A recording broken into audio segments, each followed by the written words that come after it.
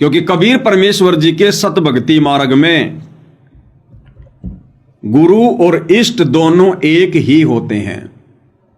बहुत सारे भाई बहनों को थोड़ा कन्फ्यूजन हो जाता है, वो समझ नहीं पाते हैं, क्योंकि गुरुदेव भगवान एक तीर से अनेकों शिकार करते हैं और परमात्मा कहते हैं कबीर की वाणी अटपट, कबीर की वाणी अटपटी झटपट समझ में ना आए, और जिसको झटपट समझ में आ जाए उसकी सारी खटपट मिट जाए। बहुत सारे भाई बहन गुरुदेव का एक छोटा सा वीडियो देखते हैं जिसमें गुरुदेव हंसा देश पंथ वालों के ऊपर सत्संग कर रहे हैं। उसमें गुरुदेव कह रहे हैं कि गुरु अलग होता है और इष्ट अलग होता है। जो लोग ये कहते हैं कि गुरु और इष्ट एक ही होता है वो तो मूर्ख हैं, उन्हें अभी आध्यात्मिक ज्ञान नहीं है। तो कुछ एक हमारे गुरु भाई बहन जो काल प्रेरित हैं, काल प्रेरणा से, क्योंकि जब काल प्रेरणा होती है तो आदमी हमेशा उल्टा सोचता है, तो वो हमारे को एक सत्संग भेज देते हैं कि देखो देखो देखो गुरु जी ने तो कह रखा है कि गुरु अलग होता है और इष्ट अलग होता है, और जो गुरु को इष्ट मानकर पूजते हैं वो तो महामूर्ख हैं। तो भाई और बहनों, इसके दो कारण हैं।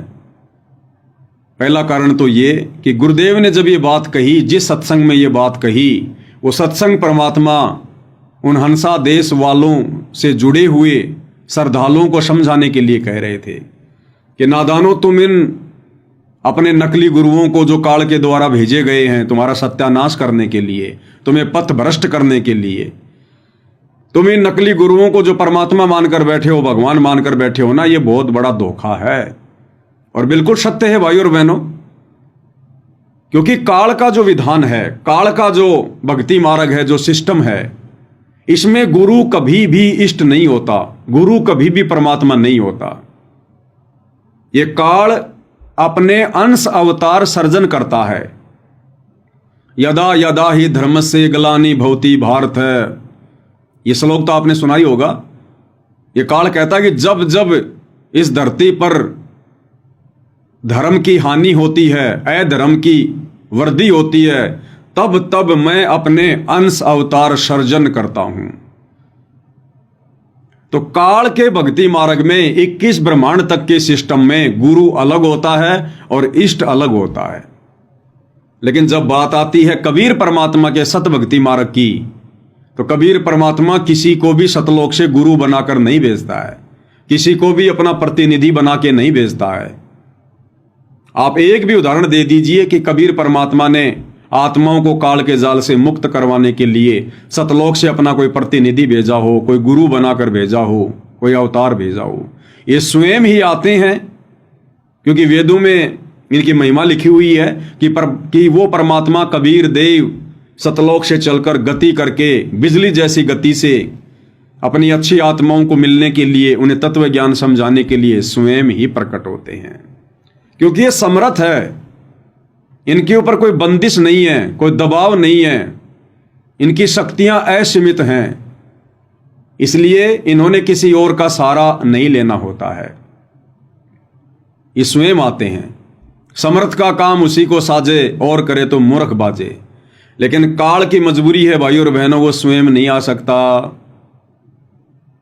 एक तो उसका चेहरा इतना डरावना है, इतना भयंकर है, इतना भयावह है, ओछा माथा, काला चेहरा, लंबे दांत, जैसा कि गुरुदेव भगवान वर्णन करते हैं, काल रूप है उसका। और उसको श्राप लगा हुआ है कि तू प्रतिदिन 1 लाख मानव शरीरधारी आत्माओं के सूक्ष्म शरीर से वासना निकालकर, गंध निकालकर तू खाएगा, ये तेरा भोजन है। तो इस डर से भी वो नहीं आता। अगर किसी ने मेरा चेहरा देख लिया, मेरे विधान का किसी को पता चल गया, तो मैं तो भूखा मर जाऊंगा। फिर ये ब्रह्मा विष्णु महेश भी मेरे लिए फिर ये काम नहीं करेंगे। ना ब्रह्मा जी रजोगुण के प्रभाव से उत्पत्ति का कार्य करेगा, ना विष्णु जी सतोगुण के प्रभाव से पालन पोषण का काम करेगा, और ना तमोगुण शंकर जी तमोगुण के प्रभाव से हम इंसानों को किसी भी प्रकार से, किसी भी बहाने से मार मार कर अपने पिता के पास भेजेगा। तो इसकी मजबूरी है, ये स्वयं नहीं आता है, ये अपने अंश अवतार भेजता है। ब्रह्मा विष्णु महेश में प्रेरणा करके ये आत्माएं नीचे भेजता है। लेकिन कबीर परमात्मा के सत भक्ति मार्ग में ऐसा नहीं है। वे सक्षम हैं, समर्थ हैं। सतगुरु सुंदर रूप अपारा, सतगुरु तीन लोक से न्यारा, और सतगुरु परम पदार्थ पूरा, और सतगुरु बिना न बाजे तूरा। सतगुरु के बिना ये भक्ति का बिगुल नहीं बज सकता। सतगुरु बिना न बाजे तूरा, ये भक्ति का बिगुल, ये शंखनाद, ये किस ब्रह्मांड, इस काललोक में सतगुरु यानी कबीर जी के अलावा दूसरा कोई भी सत भक्ति की शुरुआत नहीं कर सकता, सच नहीं कह सकता, सत्संग नहीं कर सकता। इसलिए परमात्मा स्वयं आते हैं, स्वयं। तो वहां गुरुदेव ने जो बात कही है कि गुरु और इष्ट को एक मानने वाले मूर्ख हैं, वो बात गुरुदेव ने हंसादेश पंथ वालों के लिए कही है। क्योंकि काल तक के विधान में गुरु और इष्ट अलग अलग होते हैं, जबकि कबीर परमात्मा के सत भक्ति मार्ग में स्वयं गुरुदेव भगवान ने अपने सत्संग में अपने मुख कमल से कहा है कि अपने ही गुरु को इष्ट रूप में मानकर पूजना होगा। अपने ही गुरु को इष्ट मानकर पूजा करनी होगी। तो गुरु इष्ट है तभी तो उनको इष्ट मानकर पूजा करेंगे। तो क्या कह रहे हैं गुरुदेव भगवान, उन्हीं के मुख कमल से सुनते हैं। एक पति को छोड़कर आन में आस्था रखने वाली पत्नी को व्यभिचारिणी कहते हैं। तो अपने ही पति से हर इच्छा पूरी हो उसी को पति भर्ता कहते। तो हम जब पति भर्ता पद पर आ जाएंगे तो परमात्मा कहते हैं पति भर्ता जमी पर जो जो धर है पावे, समर्थ झाड़ू देते है ना काटा लग जावे। अब सुनिए, ऐसा हंस, ऐसा भक्त जब अपने एक इष्ट पूर्ण परमात्मा पर अपने ही गुरु को इष्ट रूप में मानकर जब अपने जीवन रूपी सफर में प्रस्थान करता है रास्ते पर, तो परमात्मा उस जीवन रूपी सफर के पाप कर्म रूपी कांटों को बुहारना शुरू कर देता, उसके दुखों को खत्म करना शुरू कर देता है। झाड़ू देता चलता है कि मेरी प्यारी आत्मा का कांटा ना लग जाए। तो क्लियर कर दिया गुरुदेव ने कि ऐसा भगत, ऐसी आत्मा जो अपने ही गुरु को इष्ट रूप में मानकर पूजता है, भक्ति मार्ग पर चलता है, परमात्मा उसके सर्व संकटों का मर्दन करते हैं। तो भाई अब क्या कहोगे आप? फिर तो आपके हिसाब से गुरुदेव भगवान के वचन दोगले हो गए, क्योंकि आप जिस सत्संग को आधार बनाकर भ्रमित हो रहे हैं वो सत्संग ये है। जो संत अपने सतगुरु गुरु को ही इष्ट देव कहते हैं, उनको आध्यात्मिक ज्ञान कुछ भी नहीं है। वो आध्यात्मिक गुरु नहीं हो सकते। ये है वो सत्संग जो गुरुदेव ने हंसादेश पंथ वालों को समझाने के लिए किया था कि जो संत, जो गुरुजन, जो भक्तजन अपने ही गुरु को इष्ट कहते हैं, इष्ट मानते हैं, उनको आध्यात्मिक ज्ञान नहीं है। तो क्या गुरुदेव भगवान को भी आध्यात्मिक ज्ञान नहीं है क्या? जो अभी अभी आपने सुना गुरुदेव के मुख कमल से, जिसमें गुरुदेव कह रहे हैं कि अगर भक्ति सफल करनी है तो अपने ही गुरु को इष्ट रूप में मानकर पूजना पड़ेगा। तो आप लोगों के हिसाब से तो दोगले वचन हो गए। भाई दोगले वचन नहीं है, ये संकेत हैं, समझने की आवश्यकता है। इसी को तत्व ज्ञान कहते हैं। शब्द सैन सतगुरु की पहचान है, वो पावे अटल सुहाग रे।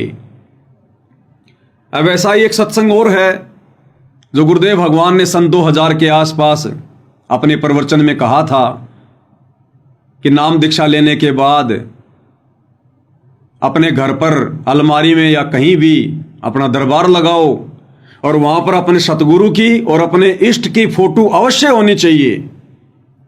तो ये वचन सुनकर भी बहुत सारे भाई बहन जो साध संगति वालों की भक्ति क्रिया से नफरत करते हैं, काल प्रेरणा से, मौका देखकर वो सत्संग हमें भेजते हैं कि देखो देखो देखो ये सत्सेवक तो पागल हो गए, संत रामपाल जी को इष्ट कह रहे हैं, अपने गुरु को इष्ट कह रहे हैं। और गुरुजी कह रहे कि इष्ट अलग होता है और भगवान अलग होता है।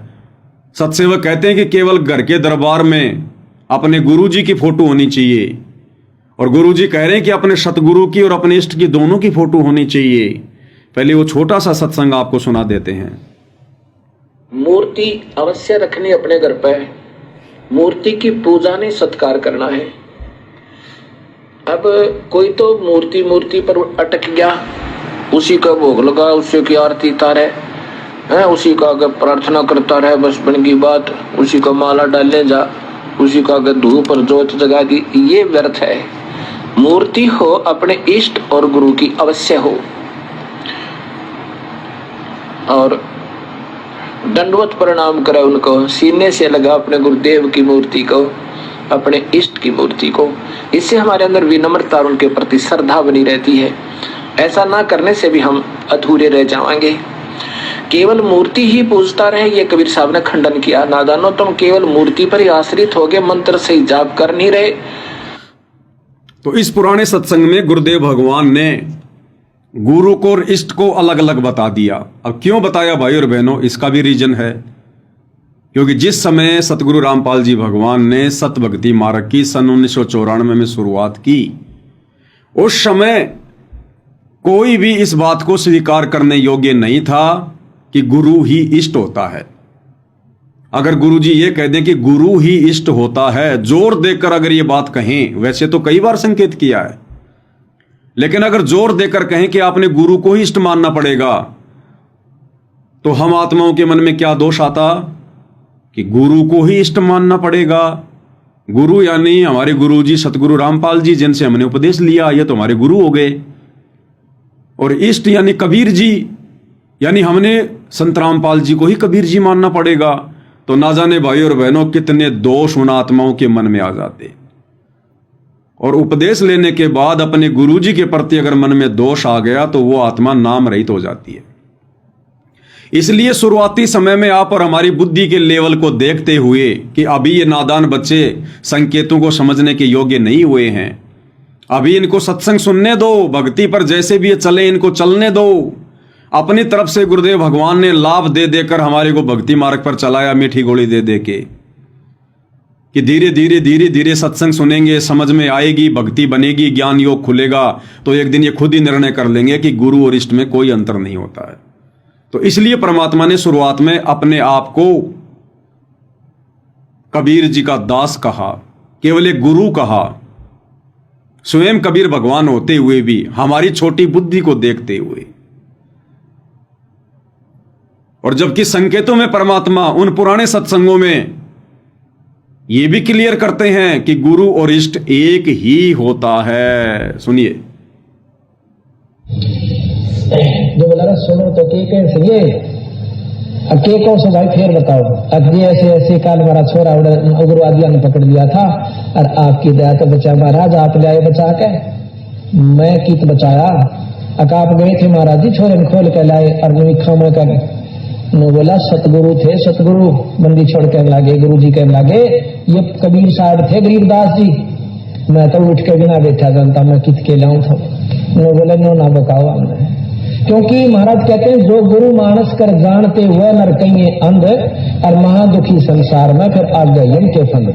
ईश्वर में और गुरु में और इष्ट में कोई अंतर नहीं होता, क्योंकि ये महाराज के देही को सतगुरु कहें, ये सब धुंधर ज्ञान। अगर इस शरीर को ही आप सतगुरु मानते हो, और चार दाग आवा नहीं जाको सतगुरु जान।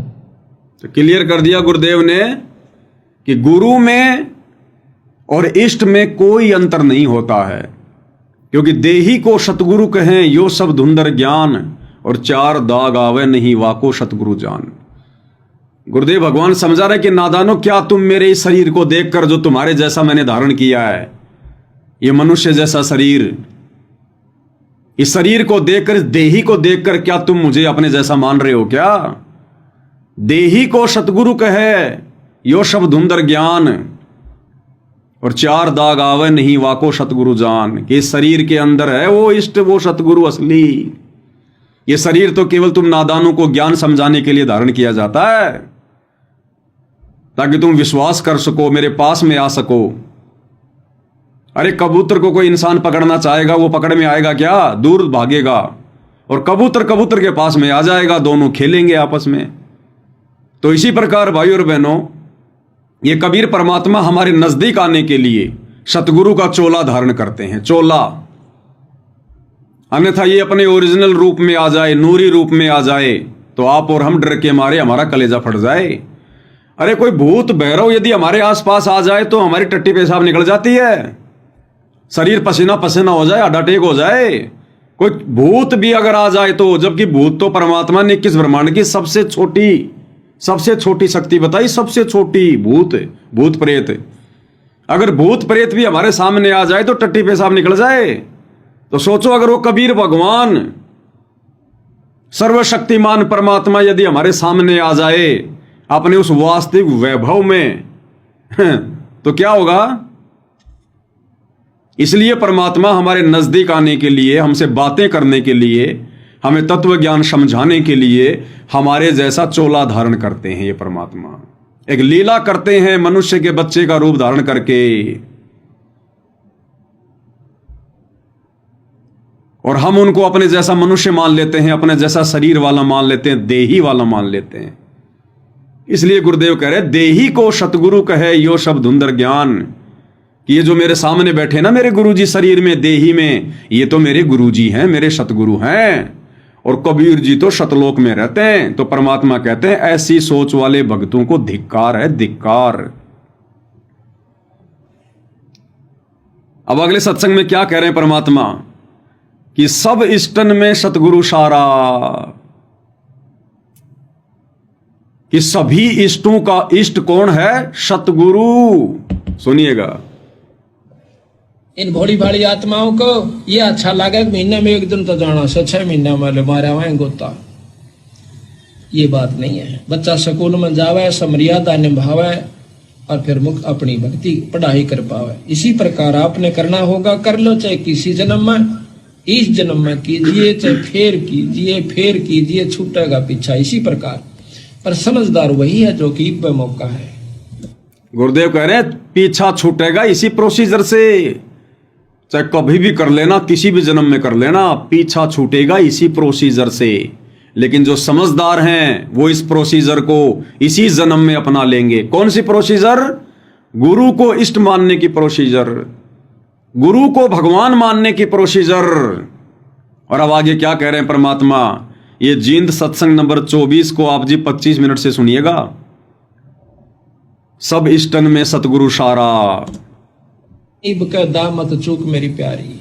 आत्मा को कहा कि यो दास है, इब का मत ना चूक, यू फेर नहीं मिलेगा। गुरु को तजय भजय जो आना, तापस्वा को फोकट ज्ञाना। गुरु पारस परसे जो कोई, अल्लो है ते जीव कंचन होई। गुरु बिन होम यज्ञ नहीं कीजय, गुरु की आज्ञा मां ही रही जय। सभी इष्टन में सतगुरु सारा, सभी इष्टों में सतगुरु सारा, यानी बंदी छोड़ ही सार है। क्या कह रहे हैं? सब इष्टन में सतगुरु सारा, सभी इष्टों में, सभी भगवानों में सतगुरु ही सार है, सतगुरु ही है वो। इष्टों का इष्ट, देवों का देव, देवादि देव महादेव। तो हम अपने गुरुदेव को क्या कहते हैं? सतगुरु कहते हैं ना, सतगुरु। और सतगुरु भाई पूरी सृष्टि में एक ही है, कबीर देव। तो एक तरफ तो हम अपने गुरुदेव को सतगुरु कह रहे हैं, और गुरुदेव भगवान कह रहे हैं सब इष्टन में सतगुरु सारा, यानी सतगुरु ही इष्ट होता है। फिर से सुनिएगा, मां ही रही जय। सभी इष्टन में सतगुरु सारा, सभी इष्टों में सतगुरु सारा, यानी बंदी छोड़ ही सार है। जो सुमरावे पुरुष हमारा, शरण होए शिष्य आवे कोई। सहज पदार्थ पावे सोई, गुरु सतगुरु सुरधेनु समाना। और आवे चरण मुक्ति परवाना। इसलिए फिर परमात्मा हमें एक सत्संग में समझाते हैं कि दरबार में सिर्फ अपने कबीर भगवान की ही फोटो रखनी है। क्योंकि अब इतने सारे सत्संग सुनने के बाद, इतने सारे संकेतों को सुनने के बाद, अब ये तो समझ में आ ही जाना चाहिए ना कि अब कबीर कौन है। तब गुरुदेव कह रहे हैं कि जिस प्रकार एक पतिव्रता औरत अपने बटुए में, अपने पर्स में केवल अपने पति का ही फोटो रखती है, किसी और का नहीं रखेगी, केवल एक का ही रखेगी, अपने पति का। ठीक इसी प्रकार एक पतिव्रता आत्मा अपने घर पर, अपने दरबार में केवल अपने एक परमात्मा, एक मालिक कबीर जी का ही फोटो रखेगी। क्या कह रहे हैं, ध्यान से सुनिएगा। बात फोटो रखने की, जैसे आप एक पतिव्रता स्त्री होती है, वो अपने पर्स में केवल अपने पति का ही फोटो रख सकती है, दूसरे का नहीं। बाकी अनादरणीय नहीं है, अन्य भी है, सबको प्रणाम करें। अगर कहीं फोटो लगे हैं तो दूसरी बात, वो फोटो दूसरी बात है, लेकिन जहां पूजा स्थल हो वहां पर आप अपने मालिक के अतिरिक्त अगर किसी का फोटो रखते हो तो आपके हृदय में पतिव्रता तो नहीं है, वो नहीं है आपके अंदर। तो जहां दरबार लगा है, जहां हमारा पूजा स्थल है, वहां हमने केवल अपने मालिक, अपने परमात्मा, एक कबीर जी का ही फोटो रखना है। अब जो भाई बहन हमारे पास में छोटे छोटे वीडियो भेजते हैं गुरुदेव के पुराने, जो अभी आपको सुनाया गया, जिसमें गुरुदेव ने कहा कि अपने दरबार में अपने सतगुरु का और अपने इष्ट का फोटो रखना चाहिए, तो वहां तो गुरुदेव ने दो का संकेत कर दिया, क्योंकि उस समय हम इस ज्ञान को समझने के योग्य नहीं थे। हम उस समय अपने सतगुरु को कबीर जी नहीं मान रहे थे। और अब क्या कह रहे हैं गुरुदेव भगवान 2014 के इस सत्संग में, कि जो पतिव्रता आत्मा होगी वो अपने पूजा स्थल पर, अपने दरबार में केवल एक अपने मालिक का, एक अपने परमात्मा का, कबीर भगवान का ही फोटो रखेगी।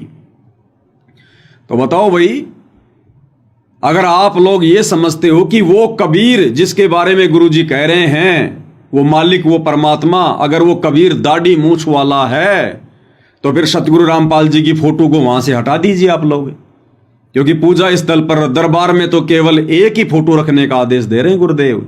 और वो किसका? कबीर जी का। अपना नाम तो ले नहीं रहे गुरुजी, अब कह रहे केवल अपने मालिक, अपने परमात्मा, एक कबीर जी का फोटो रखना है। तो जो भगत भाई बहन दाढ़ी मूछ वाले कबीर को ही कबीर मानते हैं, तो उनको इस सत्संग के आधार से अपने घर से, अपने दरबार से सतगुरु रामपाल जी की फोटो को बाहर निकाल देना चाहिए, क्योंकि आदेश हो गया गुरु जी का। ये लेटेस्ट आदेश है, लेटेस्ट। लेकिन फिर भी आप लोग ऐसा नहीं करेंगे। आपकी आत्मा स्वीकार नहीं करेगी कि हम कैसे अपने गुरु जी की फोटो को बाहर कर सकते हैं, क्योंकि आत्मा को पहचान है अपने परमात्मा की, कि मेरा परमात्मा सतगुरु रामपाल जी है, मेरे परमेश्वर, मेरे मालिक सतगुरु रामपाल जी हैं। इसलिए ये आदेश होने के बावजूद भी कि दरबार में केवल एक कबीर जी का फोटो रखना है, फिर भी हम लोगों ने संत रामपाल जी की फोटो लगा रखी है। अरे गुरु जी के आदेश की अवहेलना हो रही भाई। गुरु जी तो केवल एक कबीर जी की फोटो रखने को कह रहे हैं, और तुम साथ में सतगुरु रामपाल जी की भी फोटो रख रहे हो, गुरु गोविंद की फोटो रख रहे हो। तो गुरु जी के आदेशों की धज्जियां क्यों उड़ा रहे हो भाई? एक ही फोटो रखनी है ना। तो ये संकेतों को हमने समझना पड़ेगा। वो कबीर कौन है? वो एक परमात्मा, एक मालिक कौन है? वो एक कबीर सतगुरु रामपाल जी हैं। यही हमारे सतगुरु हैं, यही हमारे गुरु हैं, यही हमारे इष्ट हैं, यही हमारे भगवान हैं, यही तत्वदर्शी संत है। दोबारा सुनिएगा, अब समझ में आएगा भाई और बहनों। बात फोटो रखने की, जैसे आप एक पतिव्रता स्त्री होती है, वो अपने पर्स में केवल अपने पति का ही फोटो रख सकती है, दूसरे का नहीं। बाकी अनादरणीय नहीं है, अन्य भी है, सबको प्रणाम करें। अगर कहीं फोटो लगे हैं तो दूसरी बात, वो फोटो दूसरी बात है, लेकिन जहां पूजा स्थल हो वहां पर आप अपने मालिक के अतिरिक्त अगर किसी का फोटो रखते हो तो आपके हृदय में पतिव्रता तो नहीं है। तो अब वो एक मालिक कौन है? आ गया समझ में? वो एक कबीर कौन है, एक परमात्मा कौन है? सतगुरु रामपाल जी। और अब गुरुदेव आदेश दे रहे हैं कि अपने मालिक के अलावा, अपने पति के अलावा यदि आप किसी और की फोटो रखते हो अपने पूजा स्थल पर, अपने दरबार में, तो फिर आपके अंदर वो पतिव्रता धर्म नहीं है। इसलिए हम सत्सेवक भाई बहन गुरुदेव के इशारों को समझकर और अपने घर के दरबार में, अपने पूजा स्थल पर केवल ओरिजिनल कबीर, जिंदा कबीर सतगुरु रामपाल जी का ही फोटो रखते हैं। दाढ़ी मूछ वाले, सोशल मीडिया वाले, गूगल वाले नकली कबीर का फोटो नहीं रखते, गरीबदास जी का फोटो नहीं रखते, आदरणीय रामदेवानंद जी का फोटो नहीं रखते, पंडित चिदानंद जी का फोटो नहीं रखते। वो 5-5 फोटोएं जो आती हैं, इस कोने में गरीबदास जी, इस कोने में कबीर जी, इस कोने में आदरणीय रामदेवानंद जी, इस कोने में पंडित चिदानंद जी और बीच में सतगुरु रामपाल जी, हम उस फोटो को नहीं रखते। हम महाभारत की द्रौपदी वाली भक्ति नहीं करते जिसके 5-5 पति हों। हम पतिव्रता पद की भक्ति करते हैं। और पतिव्रता आत्मा केवल अपने घर पर, अपने दरबार में, अपने घर में, अपने घट में केवल एकमात्र अपने इष्ट, अपने सतगुरु, अपने भगवान कबीर का ही फोटो रखेगी। और वो कबीर कौन? सतगुरु रामपाल जी कबीर। क्या कह रहे हैं परमात्मा? वो नहीं आपके अंदर, तो वो पतिव्रतापन नहीं होने से भगवान रुष्ट होगा। तो इसलिए हमने अपने पूजा स्थल पर केवल अपने ही उस पति का, यानी कबीर जी का, परमेश्वर का, मालिक का फोटो ही रखना है। बाकी रही बात कि अब बताओ, गुरुदेव का तो आदेश केवल एक ही फोटो रखने का है, कबीर जी की फोटो रखने का। तो फिर सतगुरु रामपाल जी की फोटो हटा दो भाई। अगर आप दाढ़ी मूछ वाले नकली कबीर को कबीर मान रहे हैं तो केवल एक कबीर की फोटो रखने का आदेश है। फिर सतगुरु रामपाल जी की फोटो क्यों रख रखी आप लोगों ने? तो भाई और बहनों, ये हैं वो संकेत। कुछ एक भाई बहन कहते हैं कि पवनदास कौन होता है सत्संगों का निष्कर्ष निकालने वाला। क्योंकि हम लोग जो हेडलाइन डालते हैं ना इन वीडियो में, शॉर्ट वीडियो में, कि सत्संगों का सार, वीडियो नंबर इतना, वीडियो नंबर इतना, तो आश्रमों से जुड़े भाई बहन कहते हैं कि ये कौन होता है सत्संगों का सार निकालने वाला। अरे भैया, हम तो कुछ नहीं होते सत्संगों का सार निकालने वाले। परमात्मा आशीर्वाद देकर निकलवा रहे हैं ताकि ये बात हमारे समझ में आ जाए, हमारी दुर्गति होने से बच जाए। और इसीलिए भाई और बहनों, परमात्मा ने लास्ट में एक ही बात कहकर छोड़ दी कि कोटि ज्ञान का एक मूल है, एक ही अर्थ है, अपनी सुरत ठिकाने राख। सुनिए गुरुदेव के मुख से। कृप सनकादिक सेवन कर सुख दे बोले साख। भाई कोट ग्रंथ का अर्थ है तू सुरत ठिकाने राखो। कोटि ग्रंथ का अर्थ है, यानी तू कितने भी शास्त्र पढ़ ले, वेद, गीता, कुरान, पुराण, बाइबल, कुछ भी पढ़ ले, कहते हैं इन सब का एक ही निष्कर्ष निकलेगा अंत में, यदि मोक्ष चाहिए तो अपनी सुरत ठिकाने राख। सुरत यानी अपना ध्यान अपने इष्ट पर रख, अपने गुरुजी के चरणों में रख, अपनी सुरत को अपने सतगुरु के चरणों में टिका के रख। उनके अलावा गलती से भी किसी और में इष्ट मत देख लेना, कबीर मत देख लेना, भगवान मत देख लेना। कोटि ग्रंथ का एक अर्थ है, यानी सारे अध्यात्म का ये निष्कर्ष है, अपनी सुरती को ठिकाने रख, अपने गुरुदेव के चरणों में रख, उनके अलावा किसी और को पिता परमेश्वर के रूप में स्वीकार मत कर लेना। क्या कह रहे हैं मालिक, ध्यान से सुनिएगा। कृप सनकादिक सेवन कर सुख दे बोले साख। भाई कोट ग्रंथ का अर्थ है तू सुरत ठिकाने राखो। अब कहते हैं सब ग्रंथों का यही, करोड़ ग्रंथों का अर्थ मैं तुझे बताऊं कि सुरत अपना दिद्दे ने, अपनी नीत ने एक जगह ठिकाना डाट कर राख के तेरा इष्ट उपास्य यूस। और जब यह सुरत यहाँ डटेगी तो उपासना पर भी डटेगी, नहीं तो न रहेगी मन में। कहते फलाना देवता कड़ी शक्ति हो, कहते माता ने पूज ले वाह नाराज हो रही हो, इस तरह की उपासना रखोगे तो सुरत नहीं टकेगी, काम नहीं बनेगा। क्लियर कर दिया गुरुदेव ने कि कोटि ग्रंथ का एक अर्थ है अपने सुरत ठिकाने राख, यानी तेरा इष्ट कौन है इस बात की पहचान कर पहले।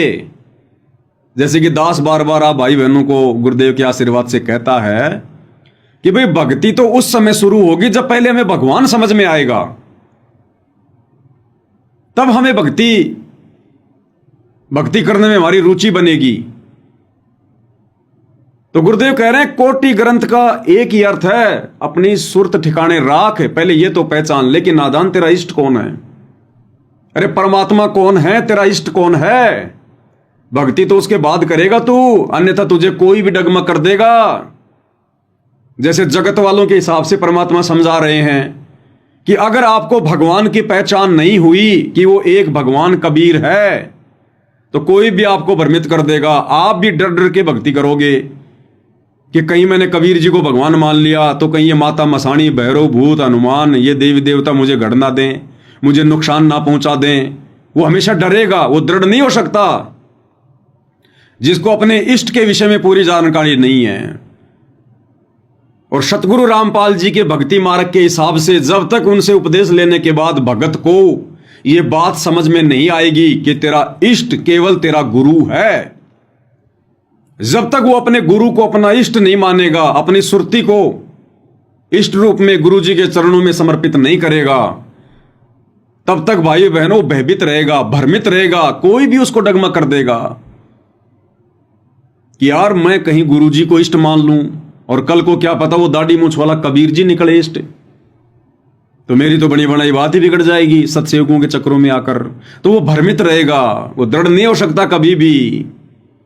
तो गुरुदेव कह रहे हैं करोड़ ग्रंथ का यही अर्थ है, अपनी सुरती को ठिकाने पर राख।